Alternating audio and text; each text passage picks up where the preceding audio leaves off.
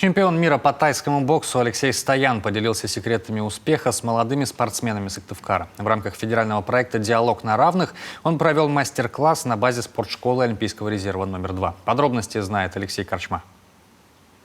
Хорошая длина бинта – это хотя бы 4 метра. Его эластичность желательно, чтобы была не плотная и не было стопроцентного хлопка. Защита рук – это первое, чему должен научиться каждый начинающий боец, иначе кожа на кулаках даже после короткого спарринга покрывается ссадинами. Казалось бы, мелочь, но это может серьезно сказаться на интенсивности тренировок. У хороших боксеров, у профессионалов, если посмотреть на руки, вы никогда не скажете, что они вообще боксом занимаются. Они такие аккуратные, нежные, на пианиста похожи. Потому что у них одна задача – их руки кормят. Тот играет, а этот бьет. Добиться успеха в этой жизни может каждый, рассказывает молодежи чемпион мира. И неважно, в каком именно спорте – боксе, футболе или борьбе.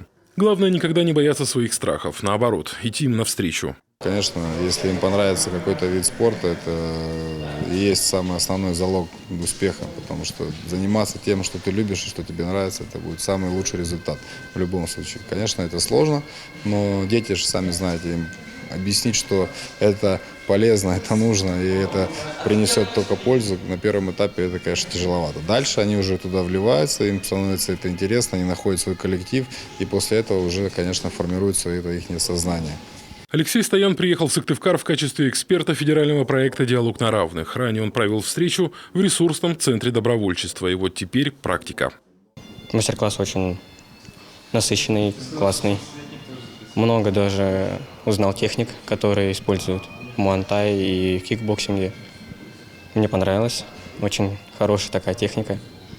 Думаю, практиковаться ей, использовать в рукопашном бою. Федеральный проект «Диалог на равных» реализуется в стране второй год. Известные спортсмены, общественные деятели, представители киноиндустрии ездят по регионам и на личном примере рассказывают, что Россия – страна возможностей. Прямое общение идет. У нас есть специалисты, у нас есть там звезды мирового спорта, чемпионы мира, которые могут просто на равных, да, как диалог на равных называется, просто поговорить с детьми, с подрастающим поколением, с молодежью и для них сделать такое, что на самом деле возможно все.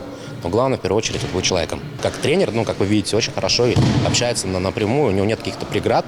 Для нас это было очень важно, детям показать, что у нас есть такие люди из мирового спорта, которые могут научить и показать, что на самом деле все это просто. Эта встреча является такой уникальной, то, что ребят задали вопросы и продемонстрировали все свои знания и умения. И Алексей рассказал свои секреты, которые сейчас как раз ребята и демонстрируют на практике. Те вопросы, которые они задают, они получают на них ответы, а еще получают от таких людей, которые они, грубо говоря, видели по телевизору, по интернету, а тут они видят их вживую. И, конечно же, у них появляется и улыбка на лице, и радость того, что все доступно, и это можно использовать.